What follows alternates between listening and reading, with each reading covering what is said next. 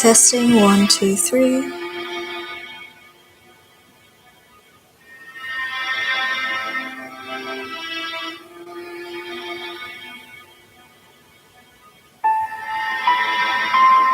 Alrighty, just waiting for people to join.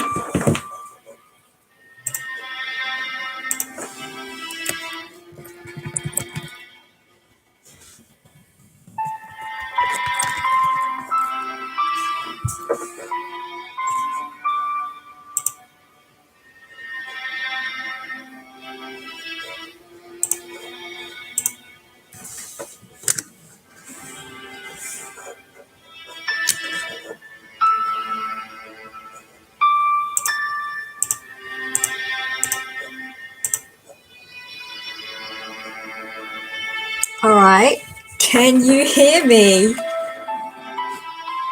And can you hear the music? How's the volume compared to each other? Just want to make sure you'll be able to hear me when I read.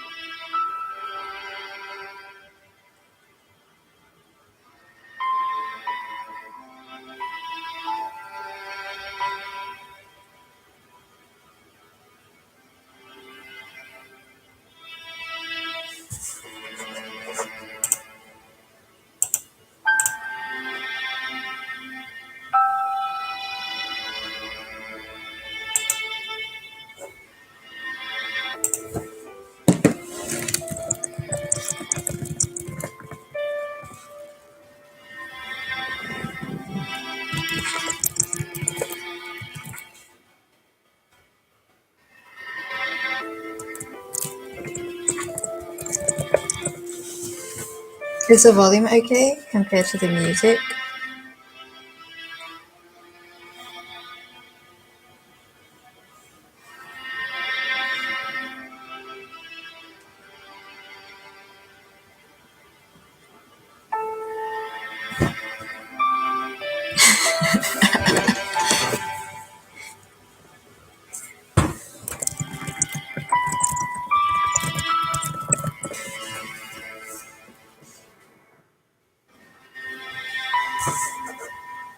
Oh wait.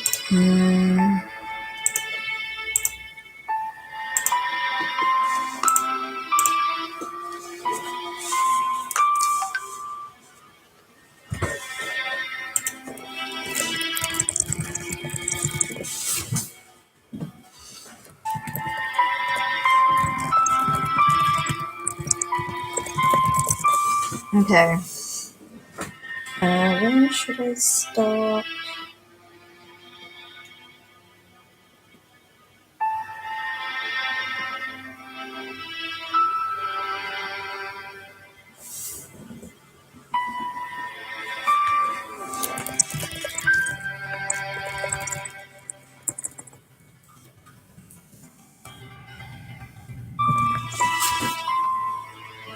Okay, I think I'm just going to start now.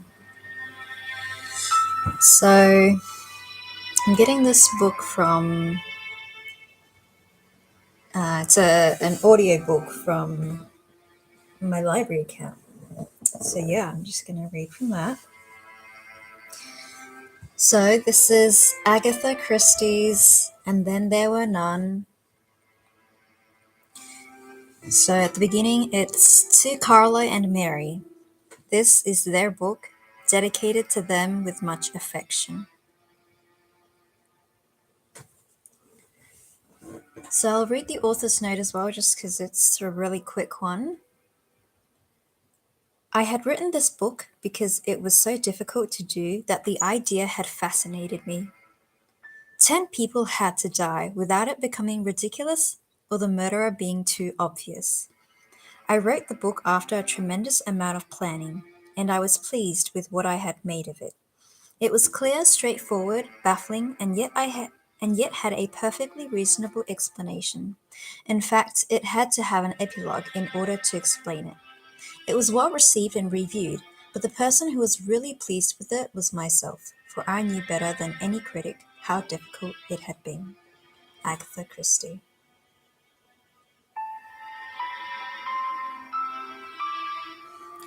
Chapter 1. In the corner of a first-class smoking carriage, Mr. Justice Wargrave, lately retired from the bench, puffed at a cigar and ran an interested eye through the political news in the Times. He laid the paper down and glanced out of the window. They were running now through Somerset. He glanced at his watch. Another 2 hours to go. He went over in his mind all that had appeared in the papers about Soldier Island. There had been its original purchase by an American millionaire who was crazy about yachting, and an account of the luxurious modern house he had built on this little island off the Devon coast. The unfortunate fact that the new third wife of the American millionaire was a bad sailor had led to the subsequent putting up of the house and island for sale.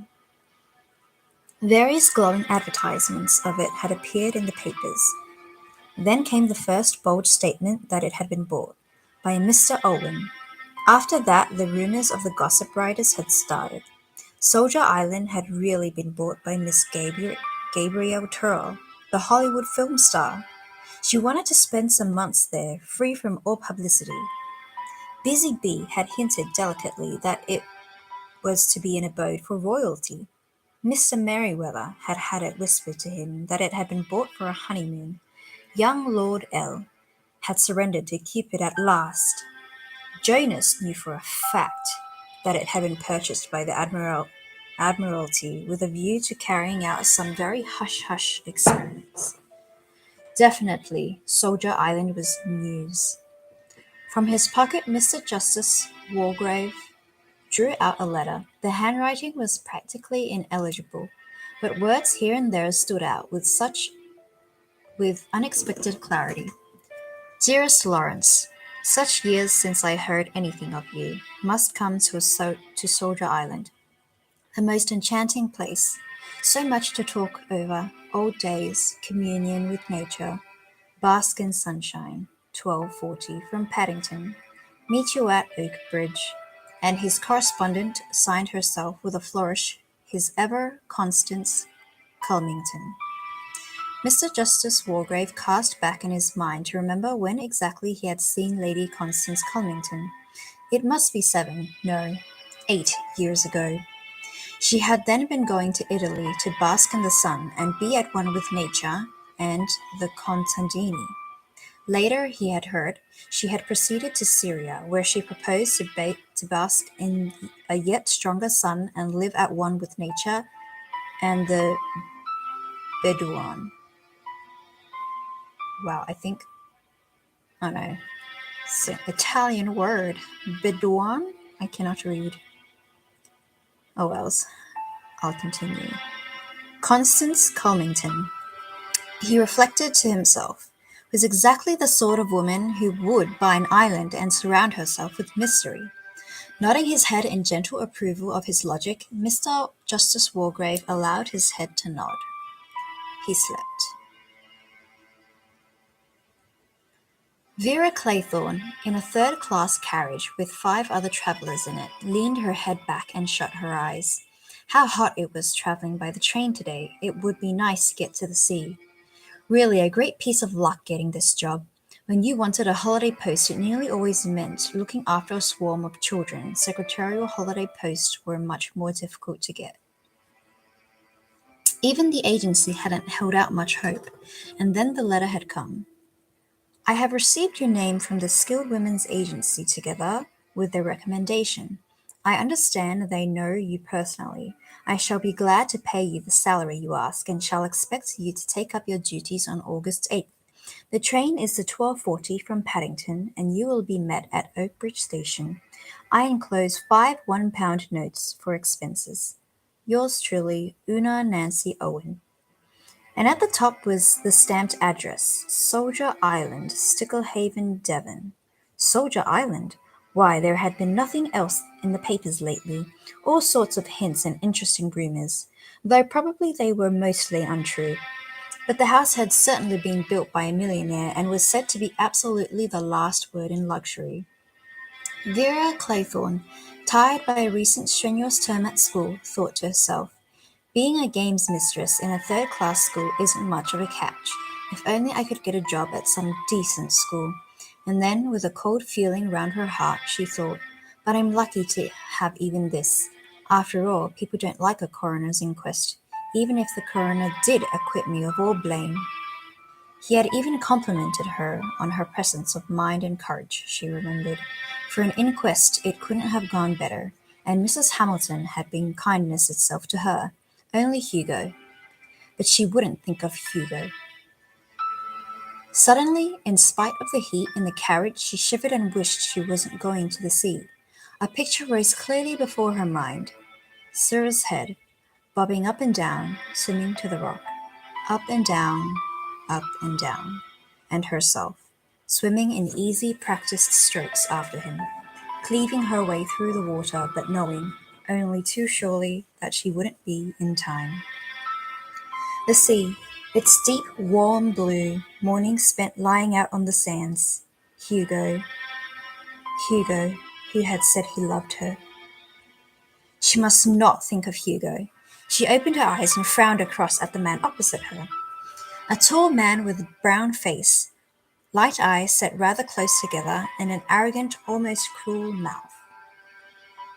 She thought to herself, I bet he's been to some interesting parts of the world and seen some interesting things. Philip Lombard, summing up the girl opposite in a mere flash of his quick-moving eyes, thought to himself.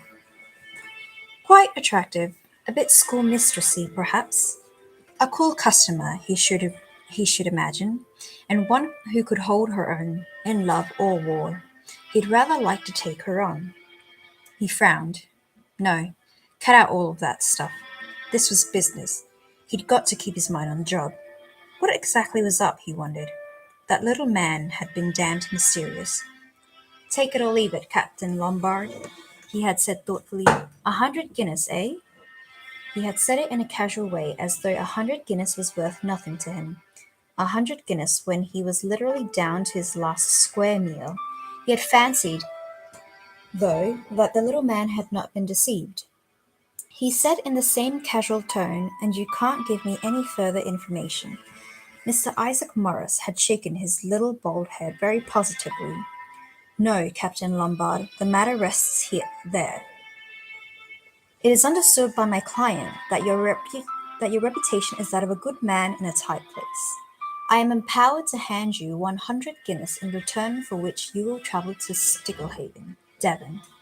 The nearest station is Oakbridge. You will be met there and motored to Sticklehaven, where a motor launch will convey you to Soldier Island. There you will hold yourself at the disposal of my client. Lombard had said abruptly, for how long? Not longer than a week at most.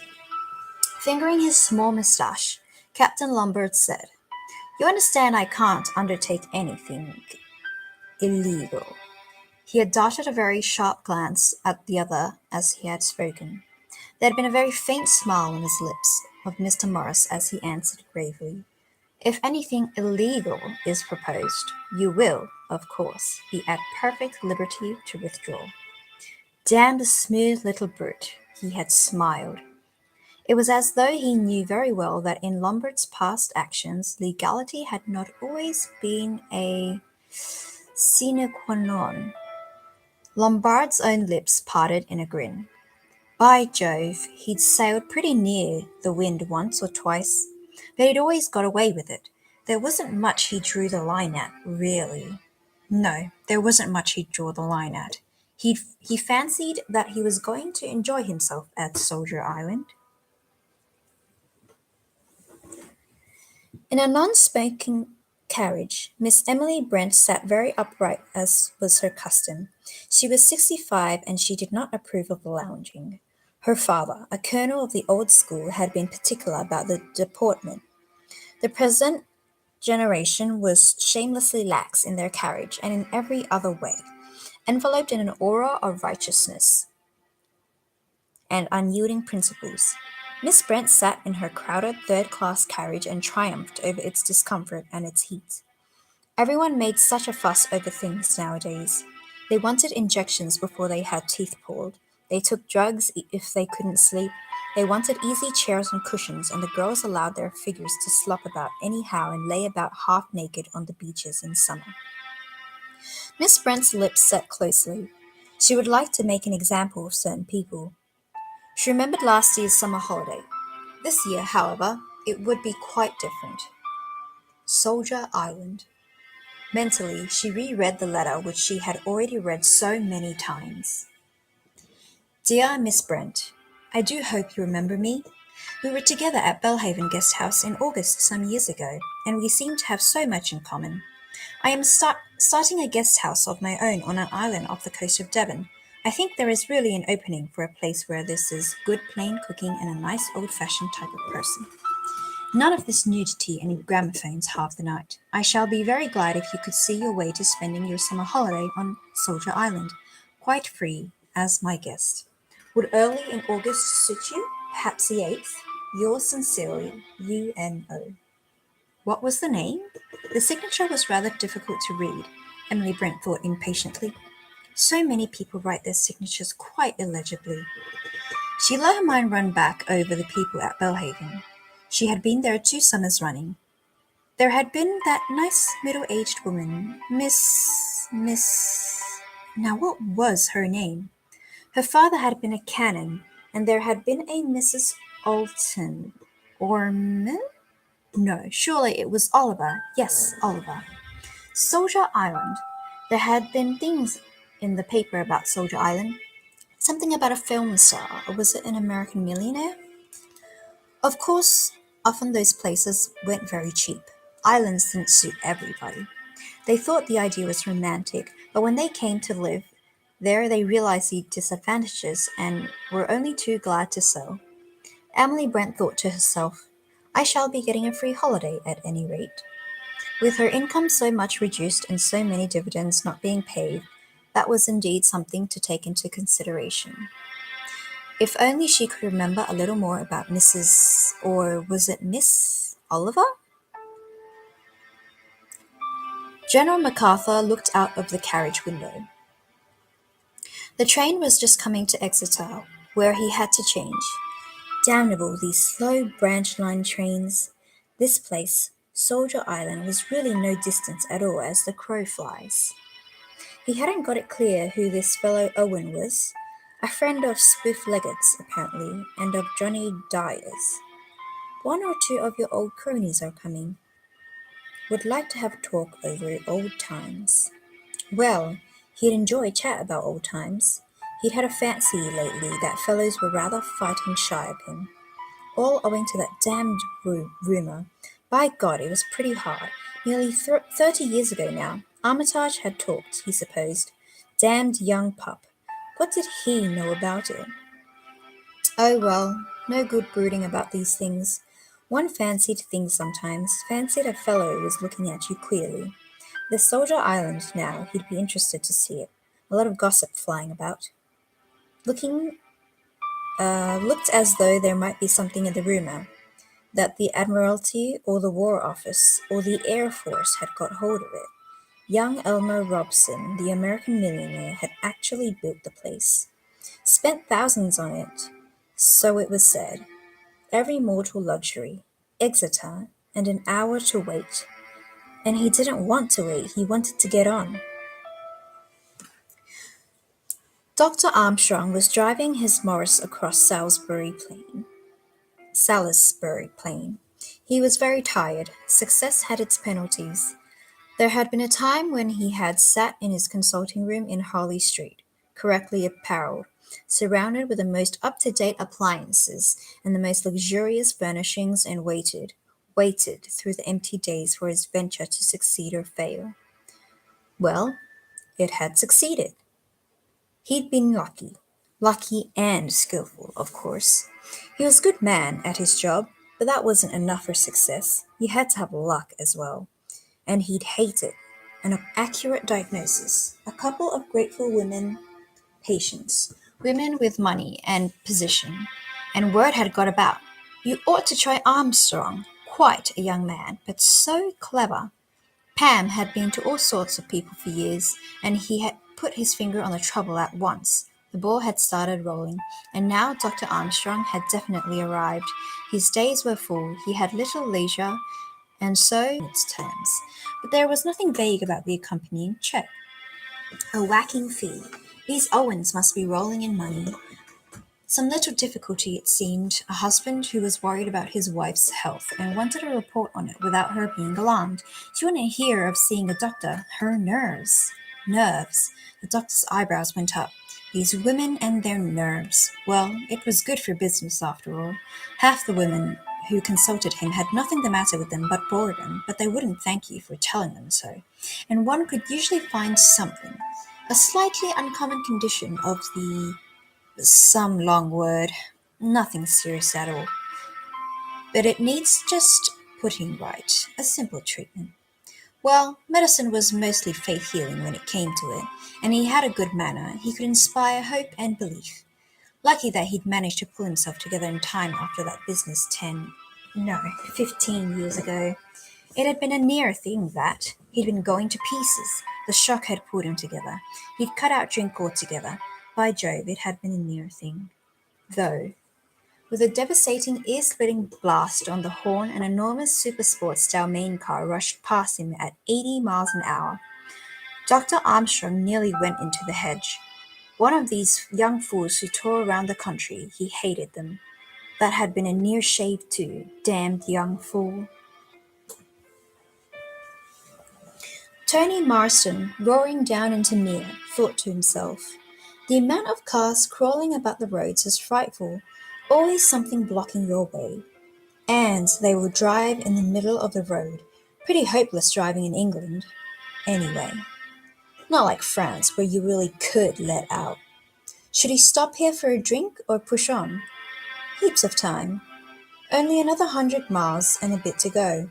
He'd have a gin and ginger beer, fizzing hot day. This island place ought to be rather good fun, but if the weather lasted. Who were these Owens, he wondered. Rich and stinking, probably. Badger was rather good at nosing people like that out. Of course he had to. Poor old chap, with no money of his own.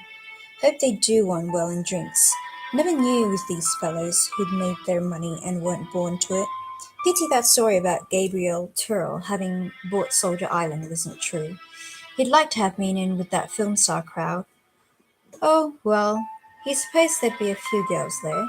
Coming out of the hotel, he stretched himself, yawned, looked up at the blue sky, and climbed into the domain.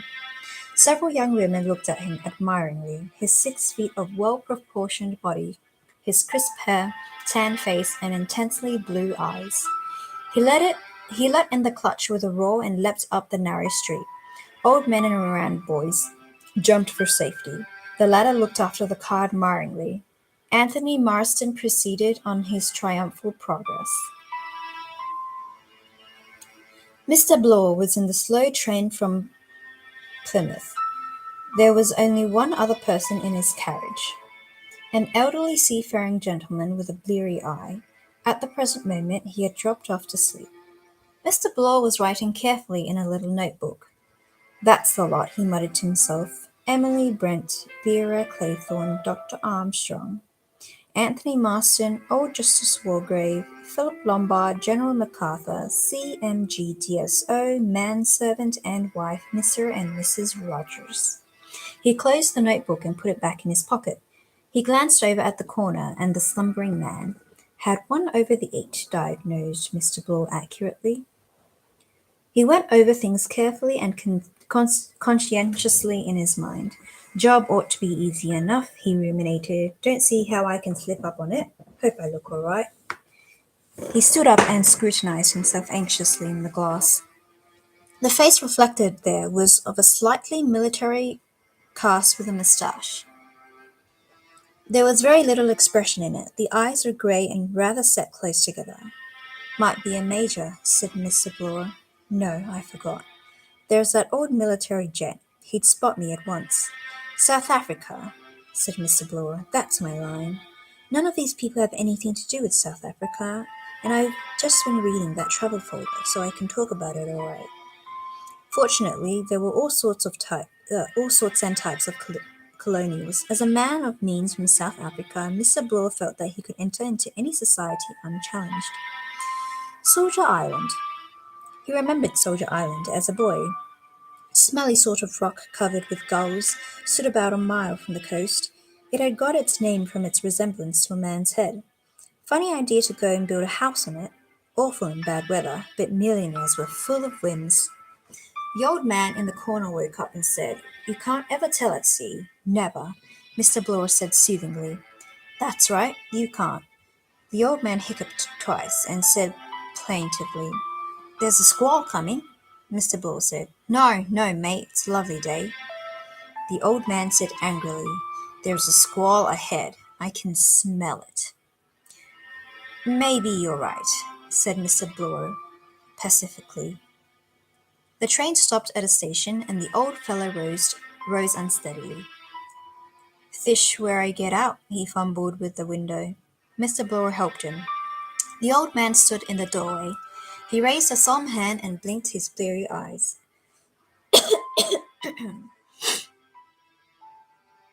"Watch and pray," he said. "Watch and pray. The day of judgment is at hand." He collapsed through the doorway onto the platform. From a recumbent position, he looked up at Mr. Bloor and said with immense dignity, "I'm talking to you, young man. The day of judgment is very close at hand." Subsiding onto his seat, Mr. Bloor thought to himself, "He's nearer the day of judgment than I am." But there, as it happens, he was wrong. Alright, so that was chapter 1. Seems like it took me about 25 minutes to read. I'll take a quick break.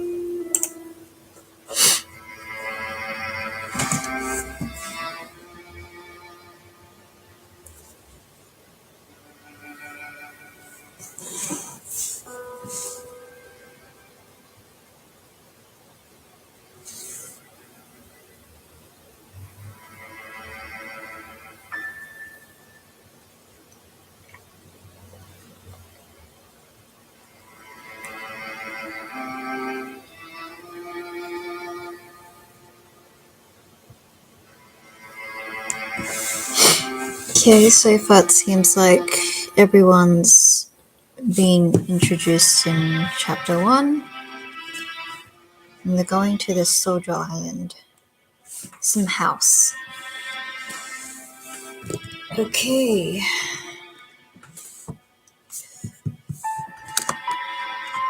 Chapter 2.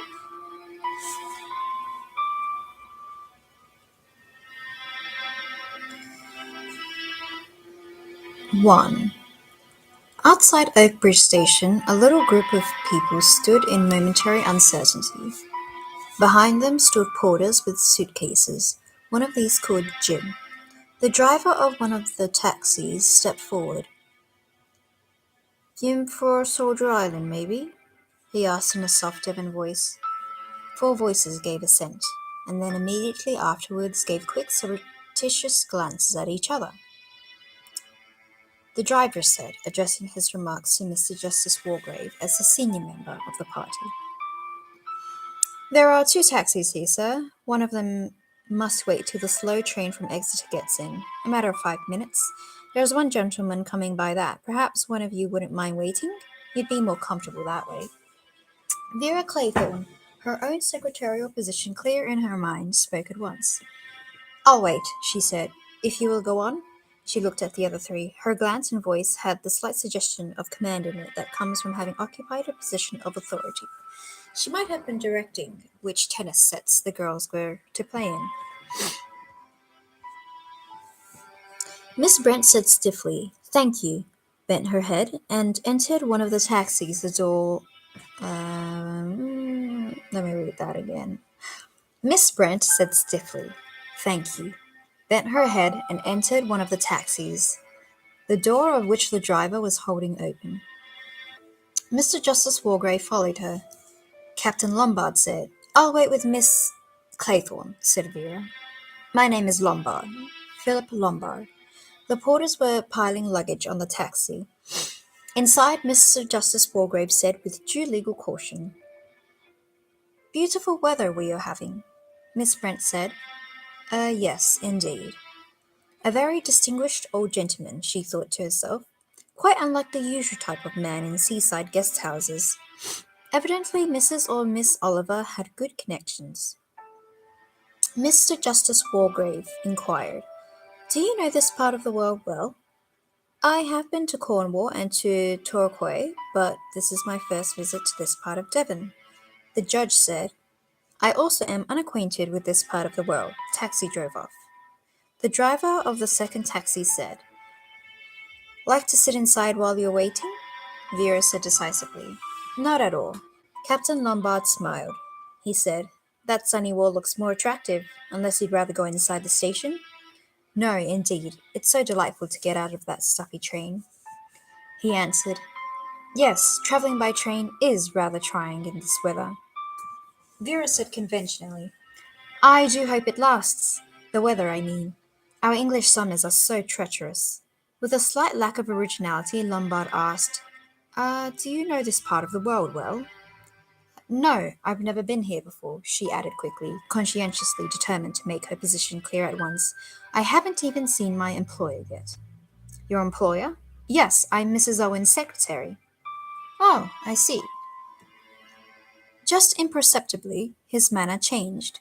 It was slightly more assured, easier in tone. He said, "Isn't that rather unusual?" Vera laughed. "Oh, no, I don't think so. Her own secretary was suddenly taken ill, and she wired to an agency for a substitute, and they sent me." So that was it. "And suppose you don't like the post when you've got there?" Vera laughed again. "Oh, it's only temporary. A holiday post. I've got a permanent job at a girls' school. As a matter of fact, I'm frightfully thrilled at the prospect of seeing Soldier Island. There's been such a lot about it in the papers. Is it really very fascinating?" Lombard said, "I don't know. I haven't seen it."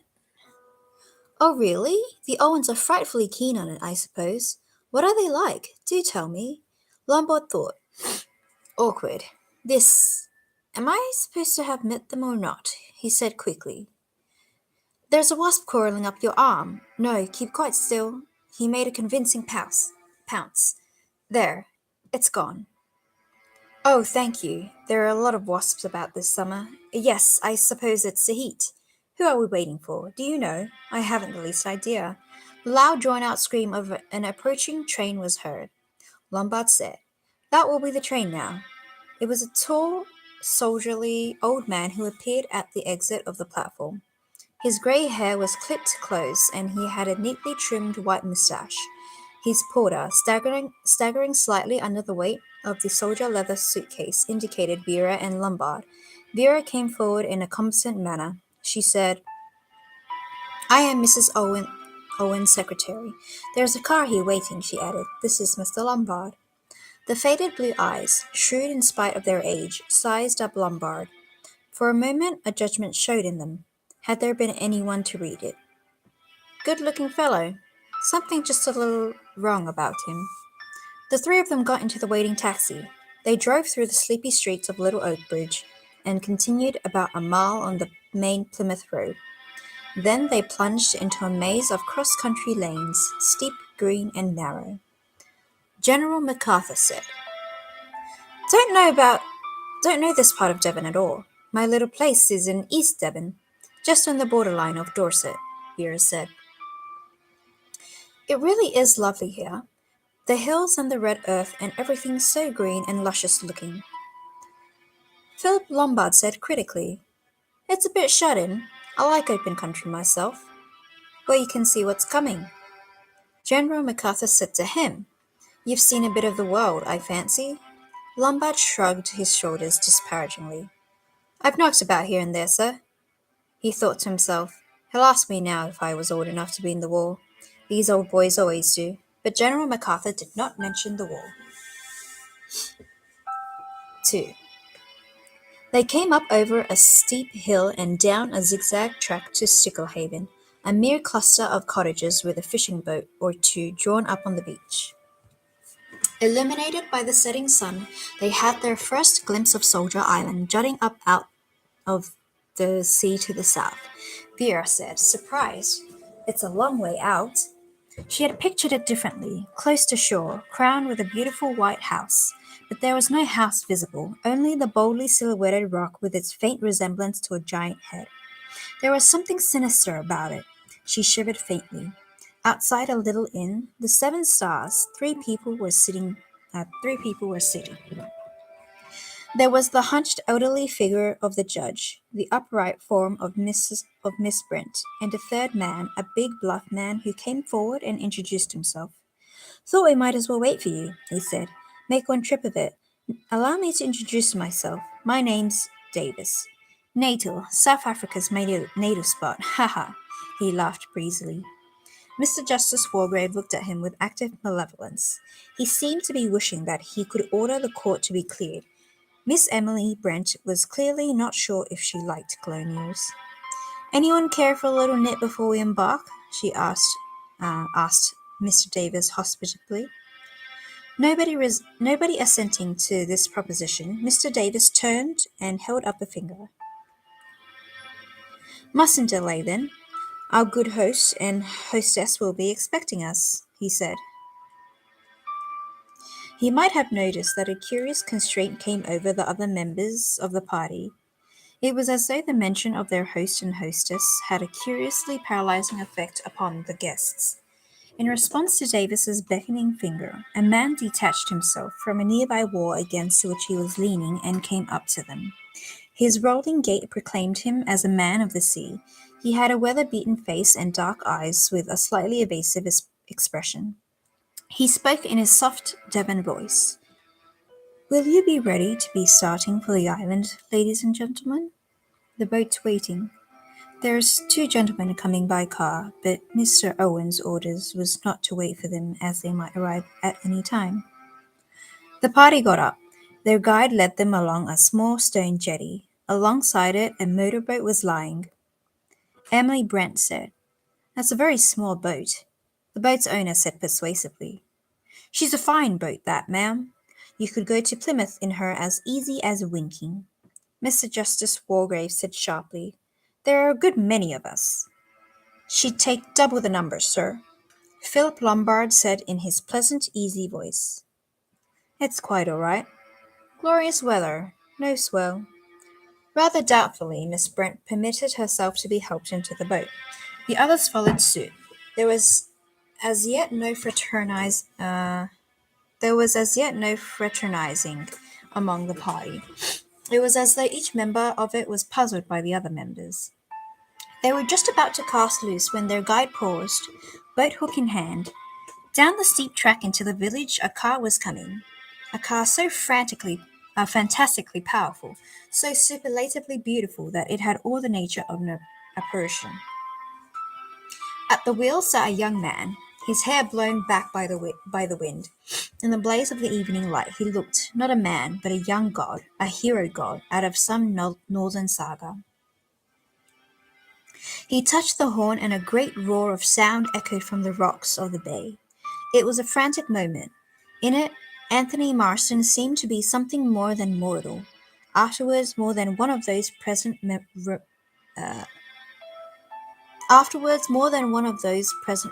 that moment. 3. Fred Narracott sat by the engine thinking to himself that this was a queer lot. Not at all his idea of what Mr. Owen's guests were likely to be. He'd expected something altogether more classy.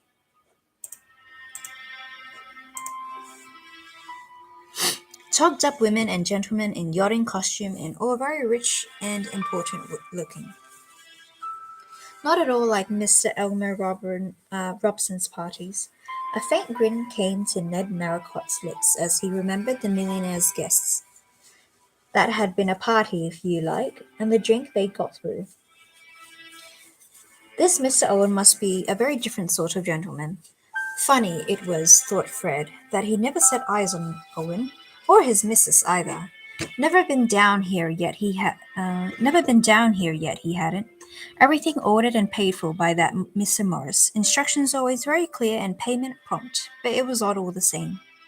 The papers said there was some mystery about Mr. Owen. Mr. Narracott agreed with them. Perhaps, after all, it was Miss Gabrielle Turrell who had bought the island, but that theory departed from him as he surveyed his passengers. Not this lot. None of them looks likely to have anything to do with a film star. He summed them up dispassionately. One old maid, the sour kind, he knew them well enough. She was a Tartar, he could bet. Old military gentleman, real army look about him. Nice-looking young lady, but the ordinary kind, not glamorous, no Hollywood touch about her. That buff, cheery gent, he wasn't a real gentleman. Retired tradesman, that's what he is, thought Fred Narracott. The other gentleman, the lean, hungry-looking gentleman with the quick eyes, he was a queer one, he was. Just possible he might have something to do with the picture. No, there was only one satisfactory passenger in the boat, the last gentleman, the one who had arrived in the car. And what a car! A car such as had never been seen in Sticklehaven before. Must have cost hundreds and hundreds, a car like that. He was the right kind, born to money he was. If the party had been all like him, he'd understand it. Queer business when you came to think of it, the whole thing was queer. Very queer. 4. The boat churned its way round the rock. Now at last the house came into view. The south side of the island was quite different. It shelved gently down to the sea.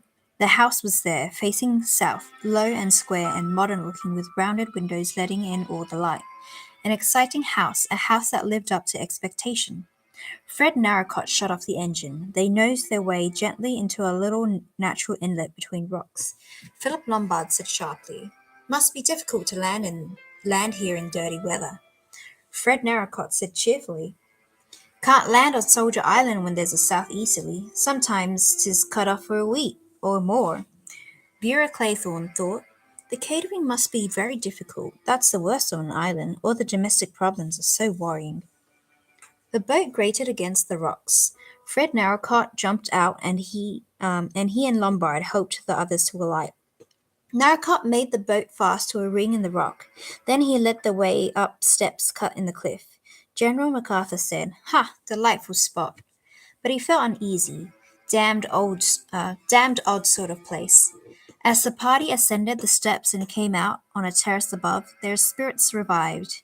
In the open doorway of the house a correct butler was awaiting them, and something about his gravity reassured them. And then the house itself was really most attractive, the view from the terrace magnificent. The butler came forward, bowing slightly. He was a tall, lank man, grey-haired and very respectable. He said, Will you come this way, please? In the wide hall, drinks stood ready.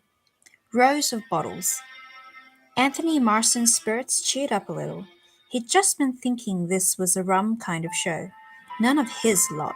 What could old Badger have been thinking about to let him in for this? However, the drinks were all right. Plenty of ice, too. What was it the butler chap was saying? Mr. Owen, unfortunately delayed, unable to get here till tomorrow. Instructions, everything they wanted. If they would like to go to their rooms, dinner would be at 8 o'clock.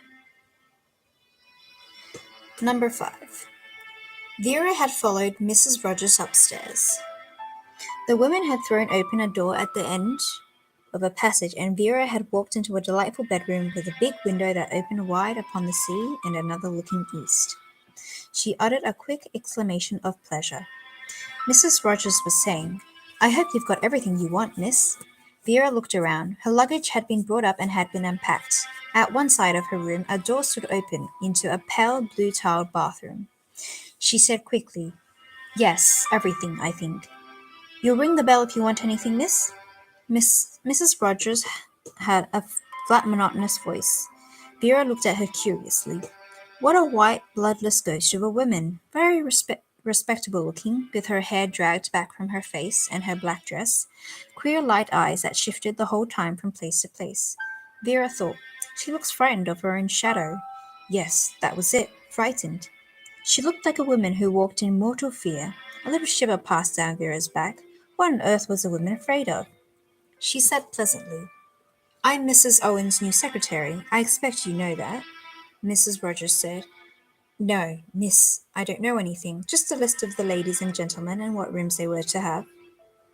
Vera said, "Mrs. Owen didn't mention me?" Mrs. Rogers' eyelashes flickered. "I haven't seen Mrs. Owen, not yet. We only came here 2 days ago." Extraordinary people, these Owens, thought Vera. Aloud, she said, "What staff is there here?" "Just me and Rogers, miss." Vera frowned. 8 people in the house, 10 with the host and hostess, and only one married couple to do for them. Mrs. Rogers said, "I'm a good cook, and Rogers is handy about the house. I didn't know, of course, that there was to be such a large party." Vera said, "But you can manage?" "Oh, yes, miss, I can manage. If there's to be large parties often, perhaps Mrs. Owen could get extra help in." Vera said, "I expect so." Mrs. Rogers turned to go. Her feet moved noiselessly over the ground. She drifted from the room like a shadow. Vera went over to the window and sat down on the window seat. She was faintly disturbed. Everything, somehow, was a little queer. The absence of the Owens, the pale ghost-like Mrs. Rogers, and the guests. Yes, the guests were queer too, an oddly assorted party. Vera thought, I wish I'd seen the Owens. I wish I knew what they were like. She got up and walked restlessly about the room. A perfect bedroom decorated throughout in the modern style, off-white rugs on the gleaming parquet floor, faintly tinted walls, a long mirror surrounded by lights, a mantelpiece bare of ornaments save for an enormous block of white marble shaped like a bear, a piece of modern sculpture in which was inset a clock. Over it, in a gleaming chromium frame, was a big square of parchment, a poem. She stood in front of the fireplace and read it. It was the old nursery rhyme that she remembered from her childhood days. 10 little soldier boys went out to dine. One choked his little self, and then there were 9. 9 little soldier boys sat up very late. One overslept himself, and then there were 8. 8 little soldier boys traveling in Devon. One said he'd stay there, and then there were 7. 7 little soldier boys chopping up sticks. One chopped himself in half, and then there were 6. 6 little soldier boys playing with a hive. A bumblebee stung one, and then there were 5. 5 little soldier boys going in for law. One got in chancery, and then there were 4. 4 little soldier boys going out to sea. A red herring swallowed one, and then there were 3. 3 little soldier boys walking in the zoo. A big bear hugged one, and then there were 2. 2 little soldier boys sitting in the sun. One got fizzled up, and then there was one. One little soldier boy left all alone. He went and hanged himself, and then there were none. Vera smiled. Of course, this was Soldier Island. She went and sat again by the window, looking out to sea. How big the sea was! From here there was no land to be seen anywhere, just a vast expanse of blue water and the evening sun. The sea. So peaceful today, sometimes so cruel. The sea that drags you down to its depths. Drowned, found drowned. Drowned at sea. Drowned, drowned, drowned. No, she wouldn't remember. She would not think of it. All that was over. 6. Dr. Armstrong came to Soldier Island just as the sun was sinking into the sea. On the way across, he had chatted to the boatman, a local man. He was anxious to find out a little about these people who owned Soldier Island, but the man Narracott seemed curiously ill-informed or perhaps unwilling to talk. So Dr. Armstrong chatted instead of the weather and of fishing. He was tired after his long motor drive. His eyeballs ached. Driving west, you were driving against the sun. Yes, he was very tired. The sea and perfect peace. That was what he needed. He would like, really, to take a long holiday, but he couldn't afford to do that. He could afford it financially, of course, but he couldn't afford to drop out. You were soon forgotten nowadays. No, now that he had arrived, he must keep his nose to the grindstone, he thought. All the same, this evening, I'll imagine to myself that I'm not going back, that I've done with London and Harley Street and all the rest of it. There was something magical about an island. The mere word suggested fantasy. You lost touch with the world. An island was a world of its own, a world, perhaps, from which you might never return. He thought, I'm leaving my ordinary life behind me. And, smiling to himself, he began to make plans, fantastic plans for the future. He was still smiling when he walked up the rock-cut steps. In a chair on the terrace, an old gentleman was sitting, and the sight of him was vaguely familiar to Dr. Armstrong. Where had he seen that frog-like face, that tortoise-like neck, that hunched-up attitude? Yes, and those pale, shrewd little eyes. Of course, old Wargrave. He'd given evidence once before him, always looked half asleep, but was shrewd as could be when it came to a point of law. Had great power with the jury. It was said he could make their minds up for them any day of the week. He'd got one or two unlikely convictions out of them. A hanging judge, some people said. Funny place to meet him. Here, out of the world.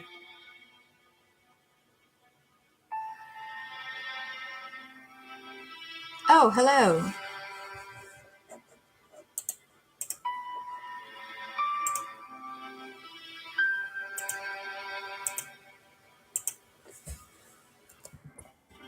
Hello, viewer in chat.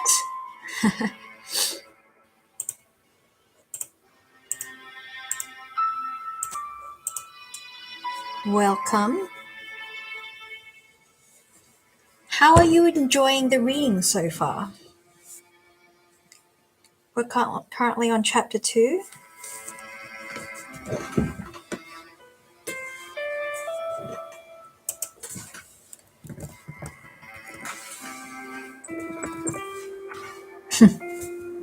All right, I'm going to continue now. 7.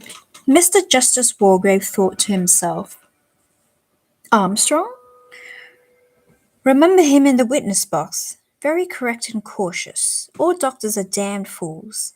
Harley Street ones are the worst of the lot, and his mind dwelt malevolently on a recent interview he had had with a suave personage in that very street. Aloud, he grunted. Drinks are in the hall, Dr. Armstrong said. I must go and pay my respects to my host and hostess. Mr. Justice Wargrave closed his eyes again, looking decidedly reptilian, and said, You can't do that. Dr. Armstrong was startled. Why not? The judge said. No host and hostess. Very curious state of affairs. Don't understand this place.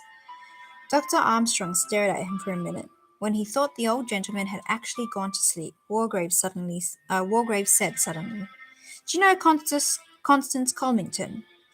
No, I'm afraid I don't." "It's of no consequence," said the judge. "Very vague women and practically unreadable handwriting. I was just wondering if I'd come to the wrong house." Dr. Armstrong shook his head and went on up to the house. Mr. Justice Wargrave reflected on the subject of Constance Colmington. Undependable, like all women.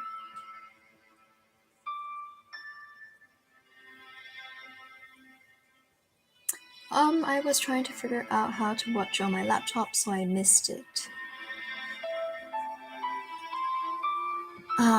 Okay. Well, since this is YouTube, you can always go back and then listen on 2 times speed to catch up.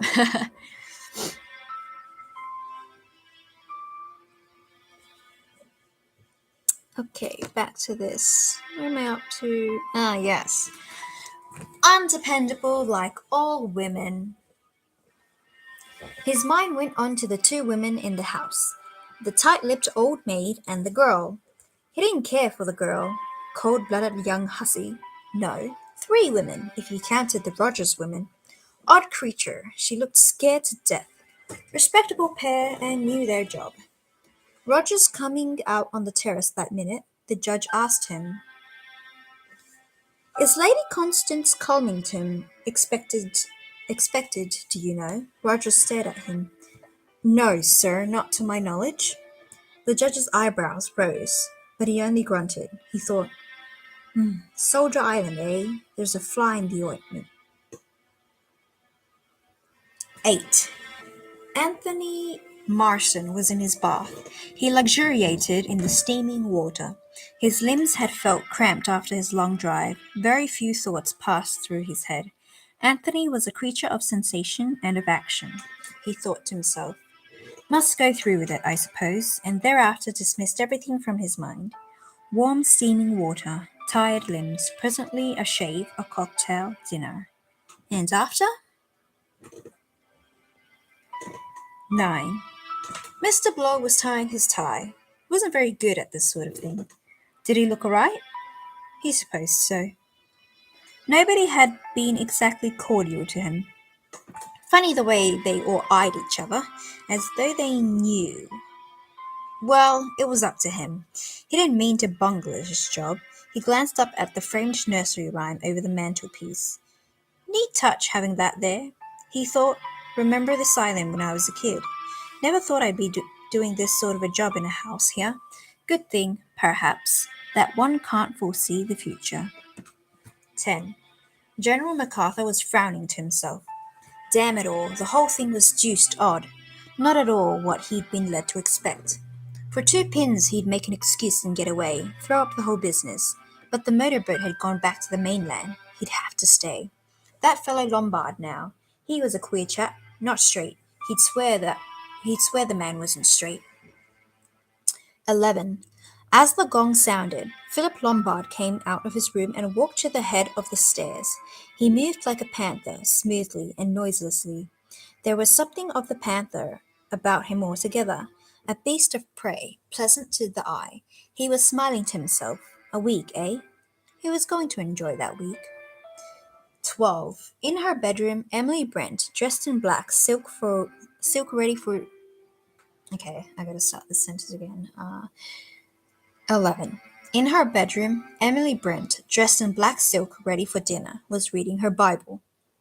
Her lips moved as she followed the words. The heathen are sunk down in the pit that they made. In the net which they hid is their own foot taken. The Lord is known by the judgment which he executeth. The wicked is snared in the work of his own hands. The wicked shall be turned into hell. Her lips tight closed. She shut the Bible. Rising, she pinned a cairngorm brooch at her neck and went down to dinner. Alright, that was the end of chapter 2. I want to go back to that poem. I feel like I want to write this down just so I could refer back to it during the reading. Okay, let's see.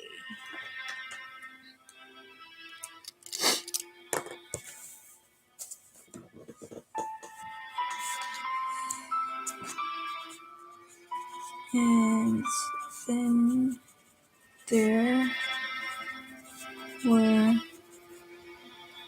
none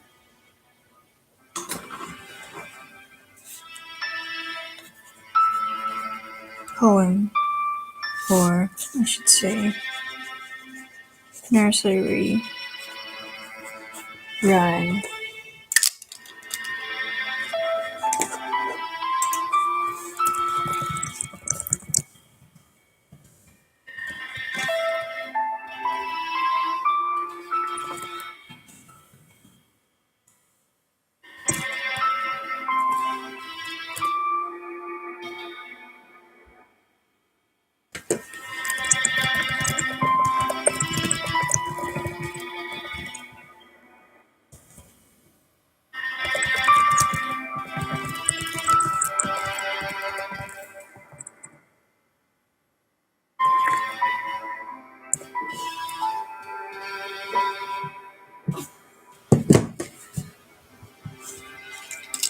Alright. So it starts with 10 little soldier boys went out to dine.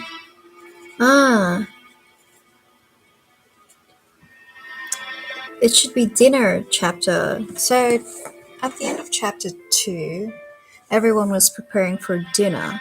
So the next chapter, when they start eating, I assume someone is gonna choke and die. So here we go. One choked his little self, and then there were 9.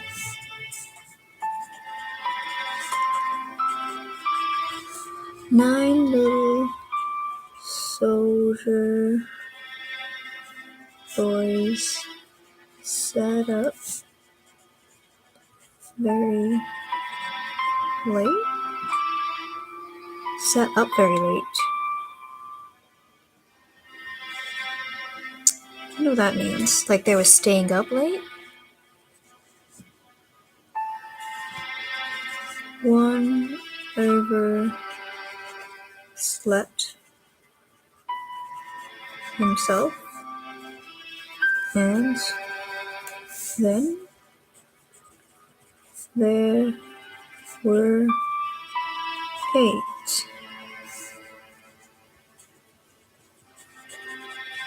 I don't understand the oversleeping. 8 little soldier boys traveling in Devon.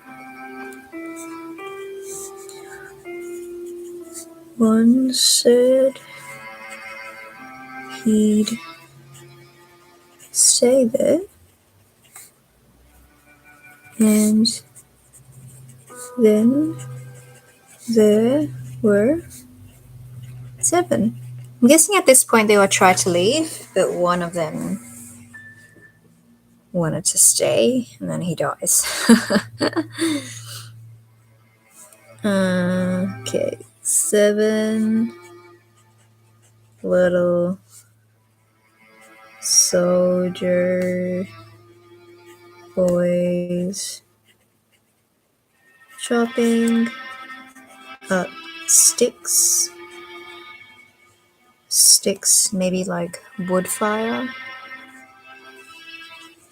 One chopped himself in halves, And then there were 6. 6 little soldier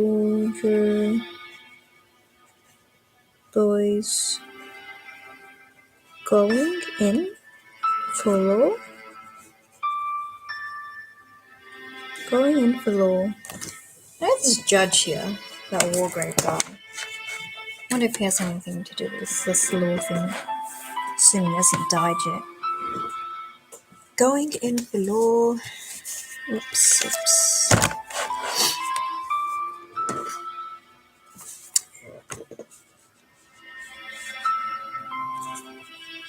One got in Chancery, and then there were 4.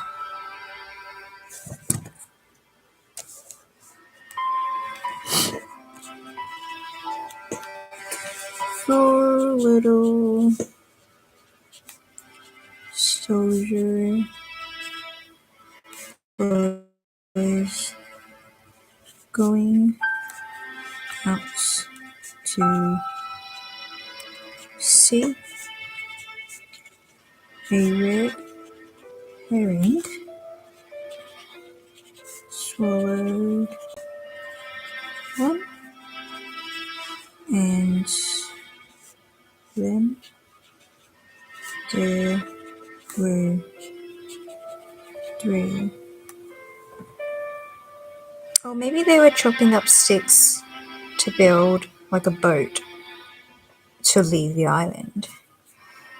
And then now they're trying to go out to sea here. Like trying to escape the island, maybe. 3 little soldier boys walking in the zoo with a capital Z. A big bear hugged one, and then there were 2. 2 little soldier boys sitting, 2 little soldier boys sitting in the sun. One got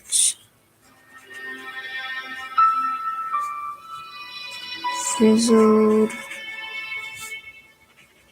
up, and then there were none with a capital N. How dramatic. And then there were none. Such a cool title too.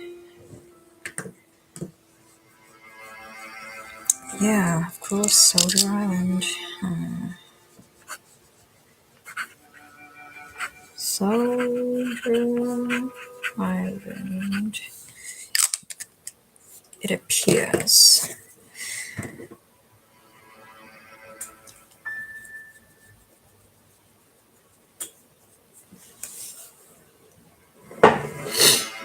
Okay. I think I'm gonna read chapter 3 and then end the stream there. Depending on how things go, I might do another one on Thursday night, but yeah. I mean, these are spontaneous for now, so let's not think about scheduling. Anyways, chapter 3. Here we go. So, Chapter 3 1. Dinner was drawing to a close. The food had been good, the wine perfect. Rogers waited well. Oh, okay, so, he didn't die. No one died at dinner. Okay, maybe it's a different dinner. Maybe someone dies in another time. Okay. Alright, let me start the chapter again. 1. Dinner was drawing to a close. The food had been good, the wine perfect. Rogers waited well. Everyone was in better spirits. They had begun to talk to each other with more freedom and intimacy. Mr. Justice Wargrave, mellowed by the excellent port, was being amusing in a caustic fashion. Dr. Armstrong and Tony Marston were listening to him. Miss Brent chatted to General MacArthur. They had discovered some mutual friends. Vera Claythorne was asking Mr. Davis intelligent questions about South Africa. Mr. Davis was quite fluent on the subject. Lombard listened to the conversation. Once or twice he looked up quickly and his eyes narrowed. Now and then his eyes played round the table, studying the others. You know what? I'm going to write down their names. So 10 people. 1, 2, 3, 4, 5, 6, 7. Apologies for the interruption again. But this is the process of reading. For me. Okay, we have Justice Wargrave. Wow, imagine having the name Justice. We have a Dr. Armstrong, Tony Marston, Vera Claythorne. We have a Mr. Davis. We have Mrs. Rogers, Mr. Rogers, and then 3 more names that will see soon. Oh, Lombard. And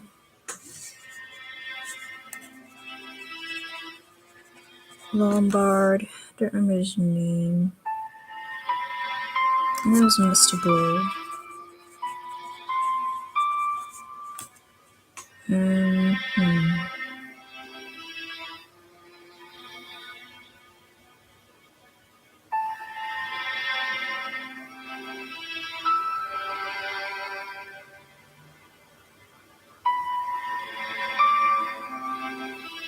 Is this Fred guy count? Emily. Guess not. Emily Brent, which is the old woman, I think.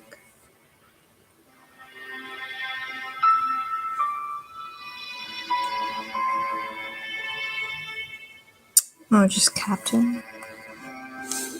No, I didn't see.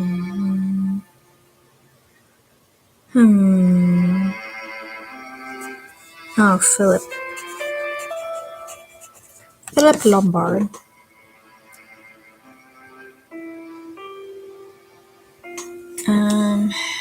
Alright.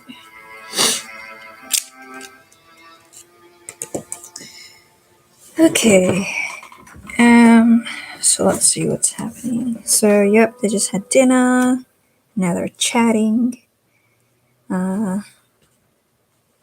Mr. Davis was quite fluent on the subject. Lombard listened to the conversation. Once or twice he looked up quickly, and his eyes narrowed. Now and then his eyes played round the table, studying the others. Anthony Marston said suddenly, "Quaint, these things, aren't they?" In the center of the round table, on a circular glass stand, were some little china figures. "Soldiers," said Tony. "Soldier Island. I suppose that's the idea." Vera leaned forward. "I wonder, how many are there? 10? "Yes, 10 there are," Vera cried. "What fun! They're the 10 little soldier boys of the nursery rhyme, I suppose. In my bedroom the rhyme is framed and hung up over the mantelpiece." Lombard said, "In my room too, and mine. And mine. Everybody joined in the chorus. Vera said, "It's an amusing idea, isn't it?" Mr. Justice Wargrave grunted, remarkably childish, and helped himself to a port. Emily Brent looked at Vera Claythorne. Vera Claythorne looked at Miss Brent. The two women rose. In the drawing room, the French windows were open onto the terrace, and the sound of the sea murmuring against the rocks came up to them. Emily Brent said, "Pleasant sound." Vera said sharply, "I hate it." Miss Brent's eyes looked at her in surprise. Vera flushed. She said more composedly, "I don't think this place would be very agreeable in a storm." Emily Brent agreed. "I've no doubt the house is shut up in winter," she said. "You'd never get servants to stay here, for one thing." Vera murmured, "It must be difficult to get servants anyway." Emily Brent said, "Mrs. Oliver has been lucky to get these two." "The woman's a good cook," Vera thought. "How funny elderly people always get names wrong," she said. "Yes, I think Mrs. Owen has been very lucky indeed." Emily Brent had brought a small piece of embroidery out of her bag. Now, as she was about to thread her needle, she paused. She said sharply, "Owen? Did you say Owen?" "Yes," Emily Brent said sharply. "I've never met anyone called Owen in my life." Vera stared. "But surely—" She did not finish her sentence. The door opened and the men joined them. Rogers followed them into the room with the coffee tray. The judge came and sat down by Emily Brent. Armstrong came up to Vera.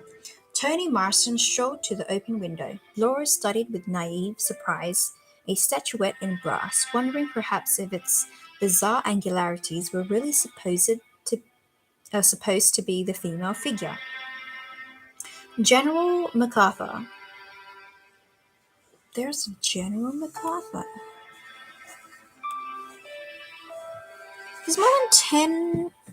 Okay, is it that? I don't have General MacArthur on this list.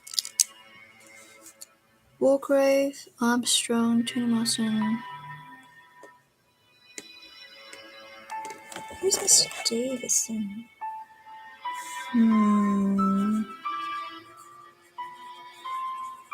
General MacArthur. Interesting. Let me go through this paragraph again. Emily Brent, Armstrong, Vera, Tony, Bloor. Okay. General MacArthur stood with his back to the mantelpiece. He pulled at his little white moustache. That had been a damned good dinner. His spirits were rising. Lombard turned over the pages of Punch that lay with other papers on a table by the wall. Rogers went round with the coffee tray. The coffee was good, really black and very hot. The whole party had dined well. They were satisfied with themselves and with life. The hands of the clock pointed to 20 minutes past 9. There was a silence, a comfortable, replete silence. Into that silence came the voice. Without warning, inhuman, penetrating. "Ladies and gentlemen, silence, please." Everyone was startled. They looked round, at each other, at the walls. Who was speaking? The voice went on, a high, clear voice. "You are charged with the following indictments." Indictments? "Edward George Armstrong, that you did upon the 14th day of March 1925 cause the death of Louisa Mary Cleese."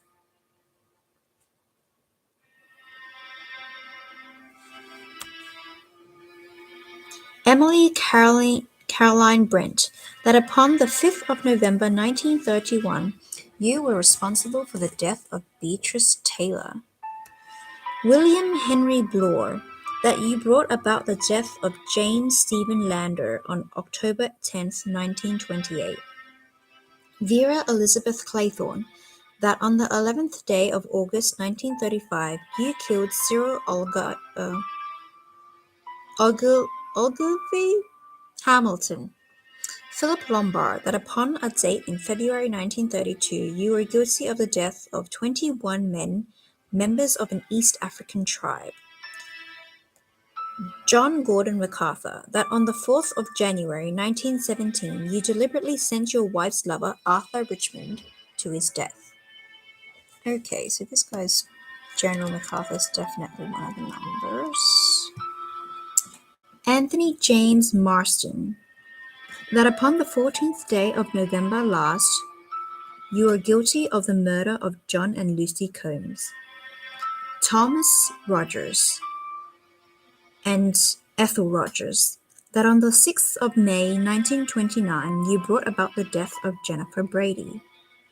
Lawrence John Wargrave, that upon the 10th day of June 1930 you were guilty of the murder of Edward Seton. Prisoners at the bar, have you anything to say in your defense? I guess Mr. Davis does not count.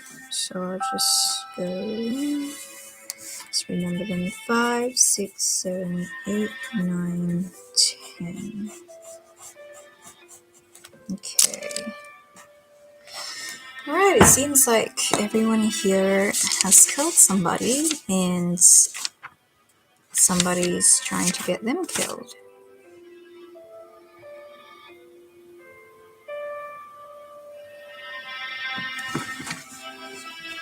2. The voice had stopped. There was a moment's petrified silence, and then a resounding crash. Rogers had dropped the coffee tray.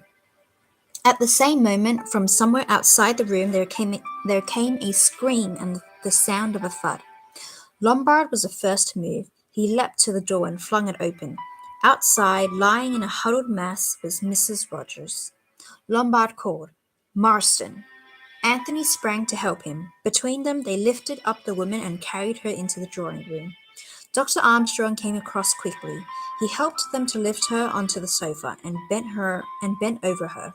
He said quickly, "It's nothing. She's fainted, that's all. She'll be round in a minute," Lombard said to Rogers. "Get some brandy." Rogers, his face white, his hands shaking, murmured, "Yes, sir." He slipped quickly out of the room. Vera cried out, "Who was that speaking? Where was he?" It sounded. General MacArthur spluttered out. "What's going on here? What kind of a practical joke was that?" His hand was shaking. His shoulders sagged. He looked suddenly 10 years old. Bloor was mopping his face with a handkerchief. Only Mr. Justice Wargrave and Miss Brent seemed comparatively unmoved. Emily Brent sat upright, her head held high. In both cheeks was a spot of hard color. The judge sat in his habitual pose, his head sunk down into his neck. With one hand he gently scratched his ear. Only his eyes were active, darting round and round the room, puzzled, alert with intelligence. Again it was Lombard who acted, Armstrong being busy with the collapsed woman. Lombard was free once more to take the initiative. He said, "That voice?" It sounded as though it were in the room. Vera cried, "Who was it? Who was it? It wasn't one of us." Like the judge, Lombard's eyes wandered slowly round the room. They rested a minute on the open window, then he shook his head, decisively. Suddenly his eyes lighted up. He moved forward swiftly to where a door near the fireplace led into an adjoining room. With a swift gesture, he caught the handle and flung the door open. He passed through and immediately uttered an exclamation of satisfaction. He said, "Ah, here we are." The others crowded after him. Only Miss Brent remained alone, sitting erect in her chair. Inside the second room, a table had been brought up close to the wall which adjoined the drawing room. On the table was a gramophone, an old-fashioned type with a large trumpet attached. The mouth of the trumpet was against the wall, and Lombard, pushing it aside, indicated that there were 2 or 3 small holes had been unobtrusively bored through the wall. Adjusting the gramophone, he replaced the needle on the record, and immediately they heard again, "You are charged with the following indictments." I think it's indictments. Vera cried, turn it off, it's horrible." Lombard obeyed. Dr. Armstrong said with a sigh of relief, "A disgraceful and heartless practical joke, I suppose." The small, clear voice of Mr. Justice Wargrave murmured, "So you think it's a joke, do you?" The doctor stared at him. What else could it be? The hand of the judge gently stroked his upper lip. He said, "At the moment, I'm not prepared to give an opinion." Anthony Marston broke in. He said, "Look here, there's one thing you've forgotten. Who the devil turned the thing on and set it going?" Walgrave murmured, "Yes, I think we must inquire into that." He led the way back into the drawing room. The others followed. Rogers had just come in with a glass of brandy. Miss Brent was bending over the moaning form of Mrs. Rogers. Adroitly, Rogers slipped between the two women. "Allow me, madam. I'll speak to her." Ethel, it's all right. All right, do you hear? Pull yourself together." Mrs. Rogers' breath came in quick gasps. Her eyes, staring frightened eyes, went round and round the ring of faces. There was urgency in Rogers' tone. "Pull yourself together, Ethel." Dr. Armstrong spoke to her soothingly. "You'll be all right now, Mrs. Rogers. Just a nasty turn," she said. "Did I faint, sir?" "Yes." It was the voice, that awful voice, like a judgment. Her face turned green again. Her eyelids fluttered. Dr. Armstrong said sharply, "Where's that brandy?" Rogers had put it down on a little table. Someone handed it to the doctor, and he bent over the gasping woman with it. "Drink this, Mrs. Rogers." She drank, choking a little and gasping. The spirits did her good. The color returned to her face. She said, "I'm all right now. It just gave me a turn." Rogers said quickly, "Of course it did. It gave me a turn, too.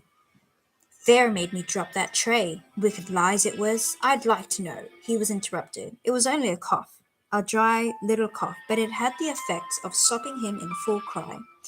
He stared at Mr. Justice Wargrave, and the latter coughed again. Then he said, "Who put on that record on the gramophone? Was it you, Rogers?"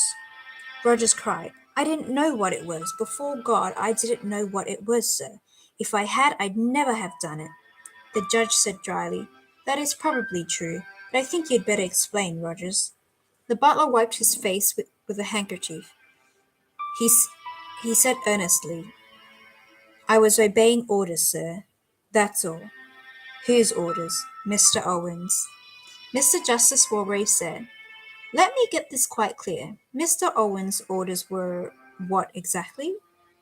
Rogers said, "I was to put a record on the gramophone. I'd find the record in the drawer, and my wife was to start the gramophone when I'd gone into the drawing room with the coffee tray." The judge murmured, "A very remarkable story." Rogers cried, "It's the truth, sir. I swear to God it's the truth. I didn't know what it was, not for a moment. It had a name on it. I thought it was just a piece of music." Wargrave looked at Lombard. Wargrave looked at Lombard. "Was there a title on it?" Lombard nodded. He grinned suddenly, showed his white pointed teeth. He said, "Quite right, sir. It was entitled Swan Song." 3. General MacArthur broke out suddenly. He exclaimed, "The whole thing is preposterous! Preposterous! Slinging accusations about like this. Something must be done about it. This fellow Owen, whoever he is." Emily Brent interrupted. She said sharply, "That's just it. Who is he?" The judge interposed. He spoke with the authority that a lifetime in the courts had given him. He said, "That is exactly what we must go into very carefully. I should suggest that you get your wife to bed first of all, Rogers." Then come back here. Yes, sir, Dr. Armstrong said. I'll give you a hand, Rogers. Leaning on the two men, Mrs. Rogers tottered out of the room. When they had gone, Tony Marston said, Don't know about you, sir, but I could do with a drink. Lombard said, I agree. Tony said, I'll go and forage. He went out of the room. He returned a second or two later, found them all waiting on a tray outside, ready to be brought in.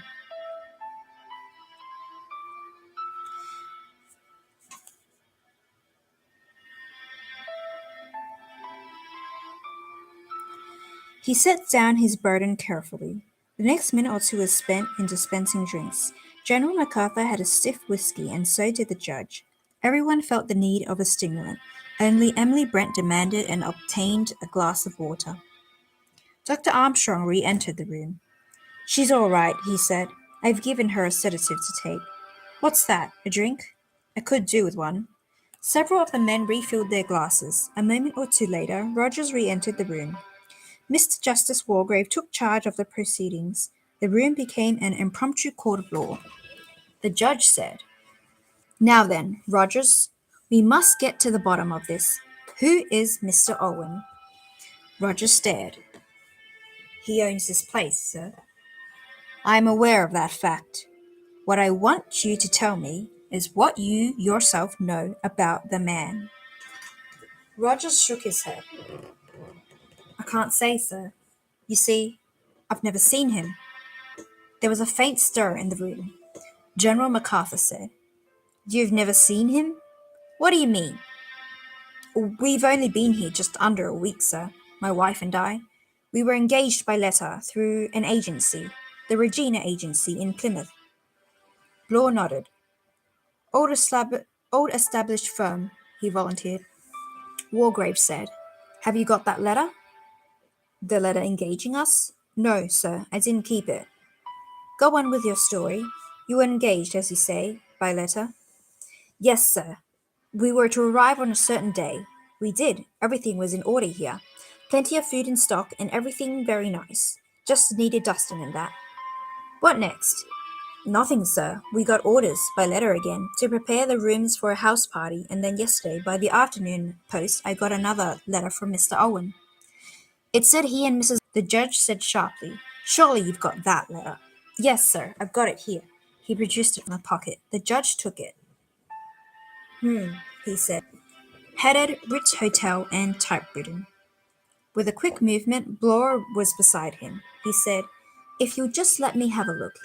He twitched it out of the other's hand and ran his eye over it. He murmured, Coronation machine. Quite new, no defects. And signed paper, the most widely used make. You won't get anything out of that. Might be fingerprints, but I doubt it. Wargrave stared at him with sudden attention. Anthony Marston was standing beside Blore, looking over his shoulder. He said, Got some fancy Christian names, hasn't he? Ulrich Norman Owen. Quite a mouthful.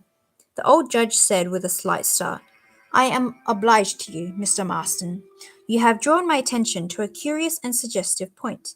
He looked round at the others and, thrusting his neck forward like an angry tortoise, he said, I think the time has come for us all to pool our information. It would be well, I think, for everybody to come forward with all the information they have regarding the owner of this house. He paused and then went on. We are all his guests. I think it would be profitable if each one of us were to explain exactly how that came about. 10 out of 10 accent.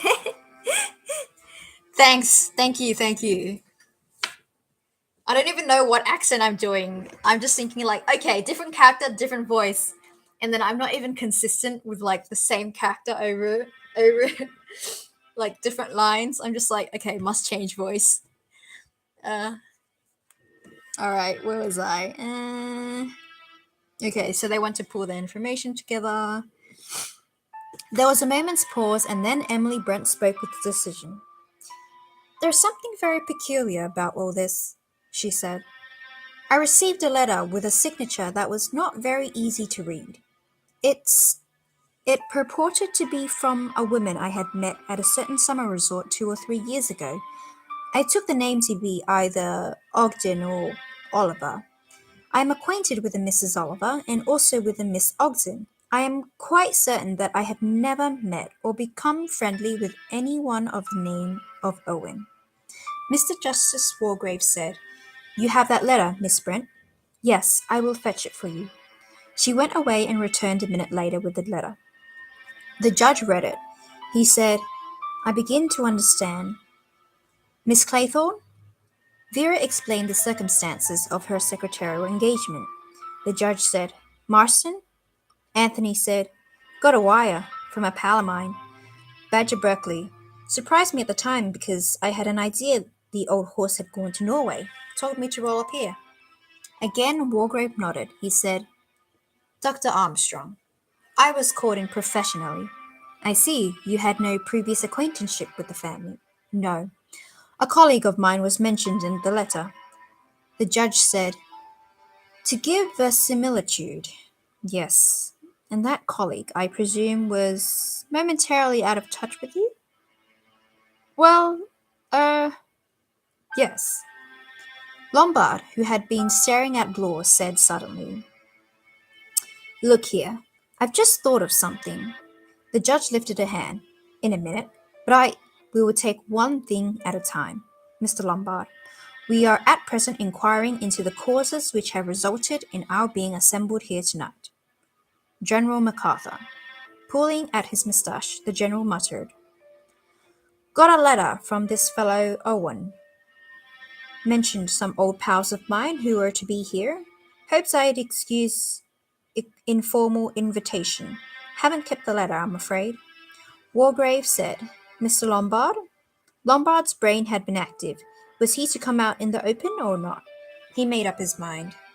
"Same sort of thing," he said. "Invitation, mention of friends' mutuals. I fell for it all right. I've torn up the letter." Mr. Justice Wargrave turned his attention to Mr. Blore. His forefinger stroked his upper lip, and his voice was dangerously polite. He said, "Just now we had a somewhat disturbing experience. An apparently disembodied voice spoke to us all by name, uttering certain precise accusations against us. We will deal with those accusations presently. At the moment, I am interested in a minor point.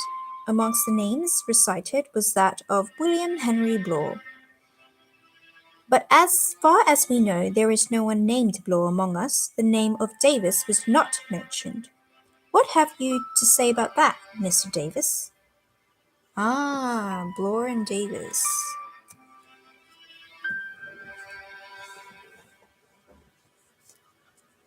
So I'm guessing that Mr. Davis is actually Mr. Blore. All right. So continuing reading. Blore said sulkily, "Cat's out of the bag, it seems. I suppose I'd better admit that my name isn't Davis." "You are William Henry Blore?" "That's right." "I will add something," said Lombard. "Not only are you here under a false name, Mr. Blore, but in addition, I've noticed this evening that you're a first-class liar. You claim to have come from Natal, South Africa. I know South Africa and Natal, and I'm prepared to swear that you've never set foot in South Africa in your life." All eyes were turned on Blore, angry, suspicious eyes. Anthony Marston moved a step nearer to him. His fists clenched themselves. "Now then, you swine," he said. "Any explanation?" Blore flung back his head and set his square jaw.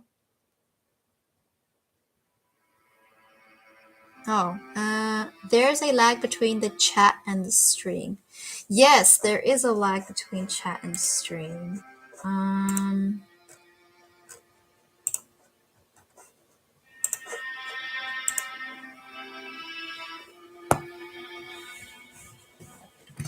Okay.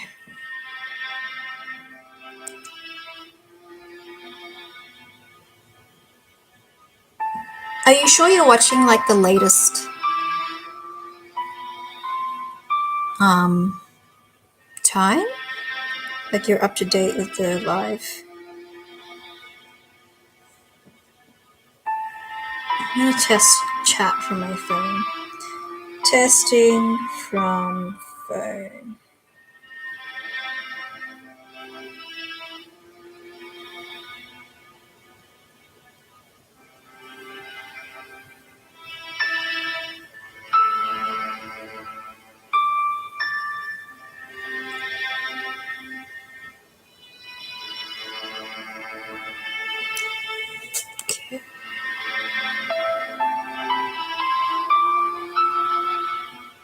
Alright, visual lag is not bad. Testing chat lag.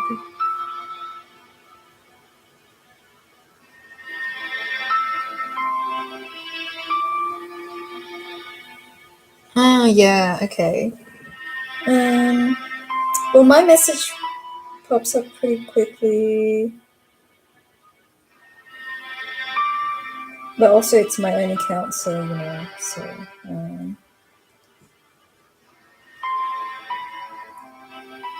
yeah. I don't really know what to do about this other than just make sure you're on the latest time, if that makes sense.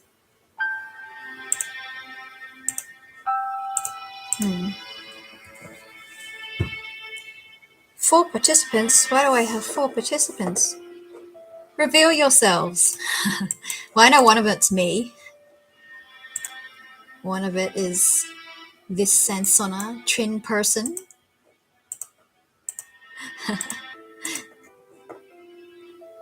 Oh, that person left. It's 3 now. No, I'm sorry. You don't have to reveal yourself. Come back.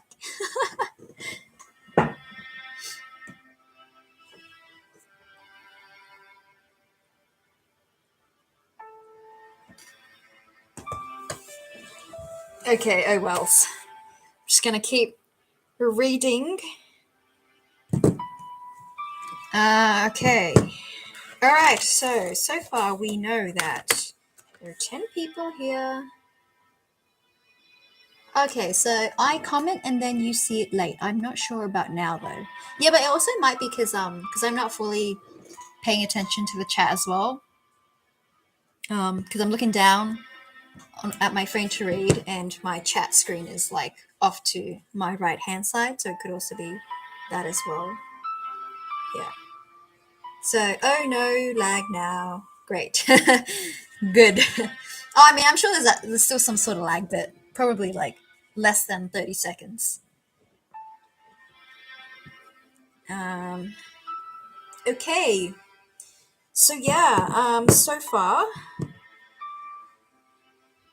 yes, smiley face. I will send you smiley face also. Okay, so far it seems like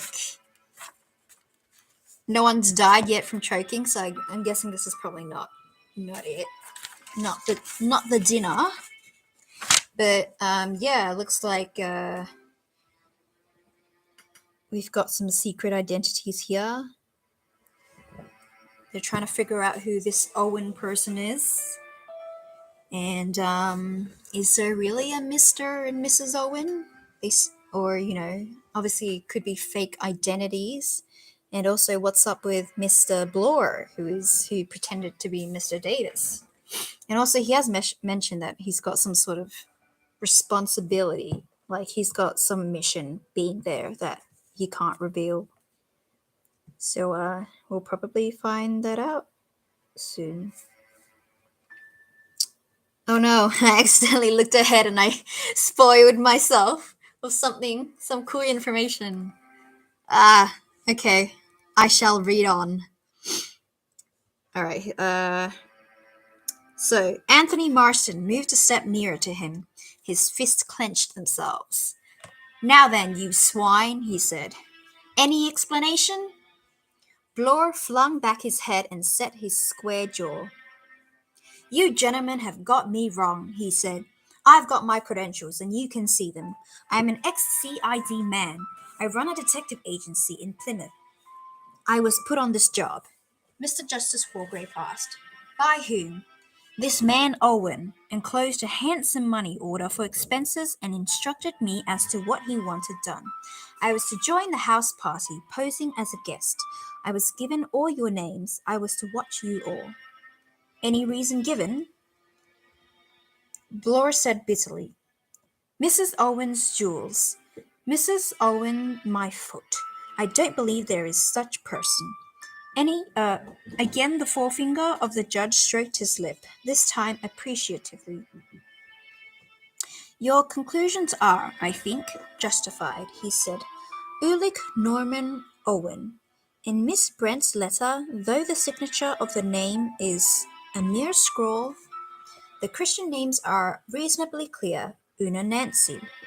In either case you notice the same initials, Ulrich Norman Owen, Una Nancy Owen, each time, that is to say U.N. Owen, or, by a slight stretch of fancy, unknown.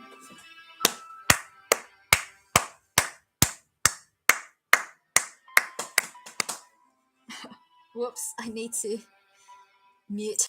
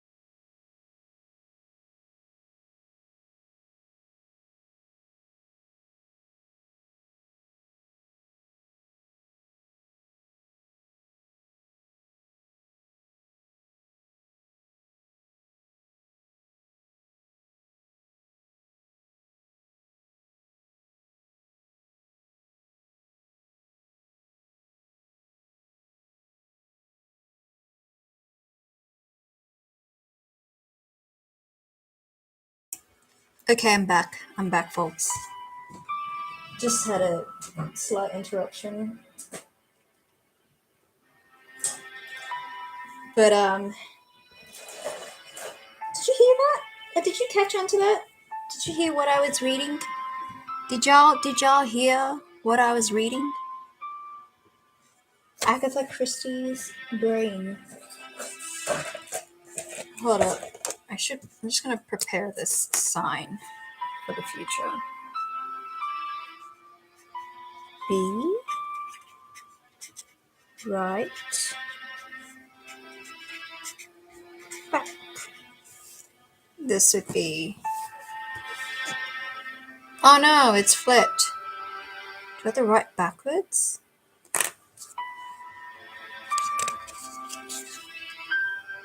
Huh. I have to write backwards. Oh my gosh. How do I do that?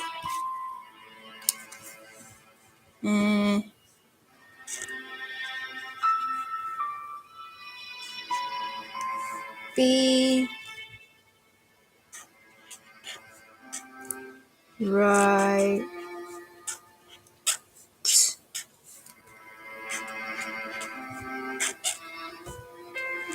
back.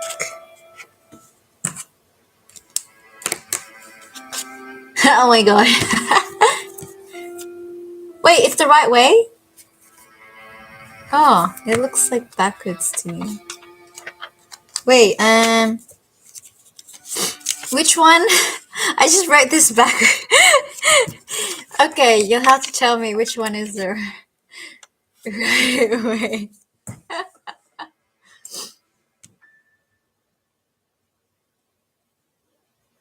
Oh, so it's the right. That's so funny. On my screen, it's flipped. Wait, let me check. Actually, I should check on my phone.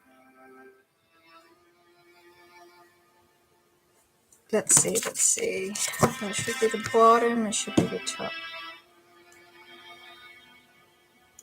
Ah! Yeah, that's right. This is the right way. I literally wrote backwards just so I can... Because on my screen, my stream screen, it's flipped. Okay. All right, well, this is, store this here.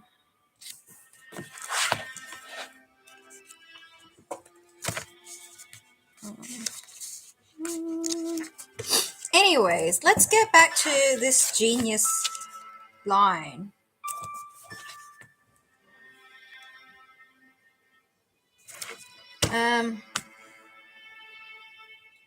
Did you catch that U.N. Owen? U.N. Owen?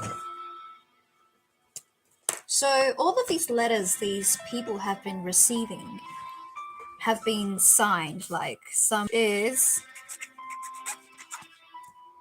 oh, whoops.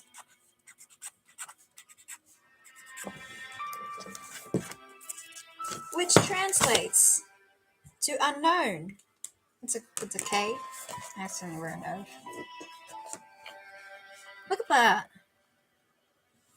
Look at this. Isn't this like smart? Isn't this like smart?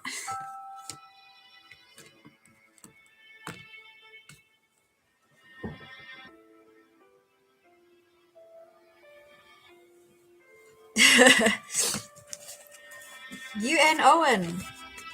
There is no Mr. and Mrs. Owen. Just random name. It's a random name. It is signed unknown, Signed like as anonymous or anon or whatever. But just let that sit there, Have your minds blown. This is wild. Anyways. Got our list of names here. Oh, you probably can't see that. Let's see the rhyme here. Nursery rhyme. I shall continue reading. Vera cried, "But this is fantastic! Mad!" The judge nodded gently. He said, "Oh, yes, I've no doubt in my own mind that we have been invited here by a madman, probably a dangerous homicidal lunatic." Yes, because all of y'all are gonna die. Oh my gosh. Now the question is, so obviously the person, oh yeah, by the way, that's the end of chapter 3. The question is, how is everybody linked though? So we know that everybody here has, or so they've been accused of, killed somebody. And they've probably been brought here so that this Owen unknown person can probably either take their revenge or act on something that they think is righteous. But I wonder, because all those people are, or like they have different surnames, the ones that died. So yeah, that's very interesting.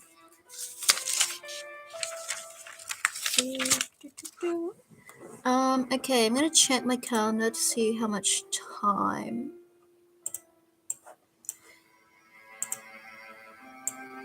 we've got.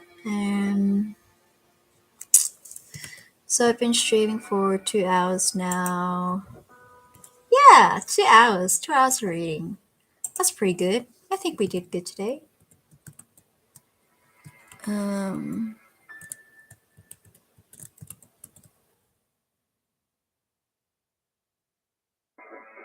I guess, yeah, I think I'm gonna stop reading for today. That's all the reading that we're gonna have. So yeah, how did you like that? I thought that was very interesting. I'm keen. The mystery is being set up pretty nicely. I'm very keen. Oh yeah, and also it was quite interesting that in chapter 1, all the characters, like, as they were being introduced, they popped up in the previous character's kind of life at the end. So like, character 1 going about their day, receiving the letter, and then them like, bumping into someone, and then that someone is like the next person to be introduced. Like, I feel like in a movie format, that would look really cool. But yeah, I know like the Agatha Christie movies. Agatha Christie books, some of them are being like made into movies, like the Murder on the Orient Express, and then there was Death on the Nile. But those are all like Hercule Poirot ones, so I think it'd be cool if this one got to be made into a movie, but we don't know because it's not an Hercule Poirot one.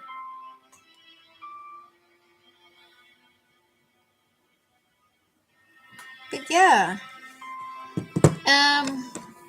Would you like to share any of your thoughts? If not, I'm probably going to end the stream in like a few minutes. Just going to be doing a little bit of waiting just to catch any lagged messages. But if not, it was a good reading session.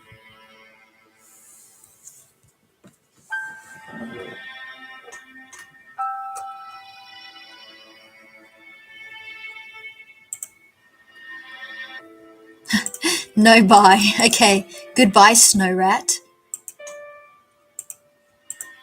Oh, Snow Rat, did you like You're my first stream attender. Did you like my gift to you? Where is it? Do you like you like this? Huh?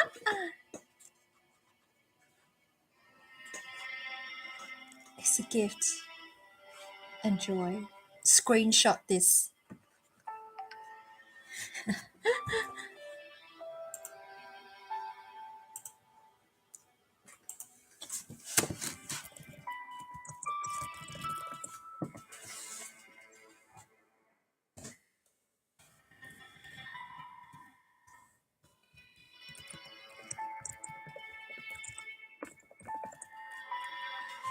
What cool, yeah! Dun-dun.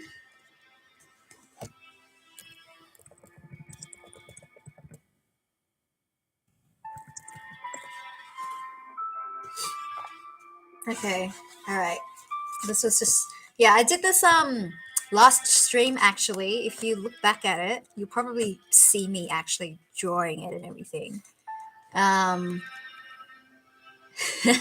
Yeah, no worries. But yeah, I don't know. I think you might have like left halfway or something, so I wasn't sure if you actually saw that. But yeah, if you wanna, I believe that stream, I believe it should be up, and yeah. But anyways, yeah, it should be up. If you want to see the process of it, but yeah. Alrighty, so it was a good read. I have no idea when the next one will be, but I would be like I am kind of keen to do this again. It's pretty fun. The earliest would be Thursday, but yeah. So let's just say it'll be spontaneous for now. I'll not actually schedule anything. All right, cool. You can subscribe if you want the next stream notifications, but if not, that's cool too. Thanks for joining me today. And goodbye.